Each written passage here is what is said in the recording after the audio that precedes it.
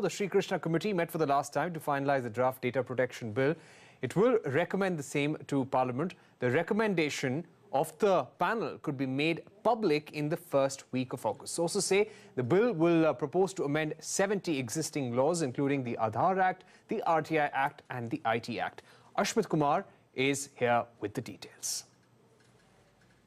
Right, so the Sri Krishna committee constituted for drafting a draft legislation as far as data security is concerned met for the last time today. Mind you, it was the last meeting. It lasted over 2.5 hours, but what we understand is that all the details and the nitty-gritties have been thrashed out, and what we learned from sources is that expect the final report, expect the final recommendations in just a few days in the first week of August, to be specific. That's what our sources are telling us. What sources also tell us is that just last week when we had the privacy recommendations that had been floated by TRAI, those recommendations in a large part, most of them have, in fact, the members found themselves in agreement and have, in fact, incorporated it, included it as a part of their own set of recommendations. What we also understand is that this will require, the draft legislation, if and when it comes out, will require amendments to over 70 pieces of legislation, which includes legislation such as the Aadhaar Act, such as the Information Technology Act, such as the Right to Information Act. They will all see changes. Of course, the nature of these changes and how sweeping these changes will be and the likely impact, well, that's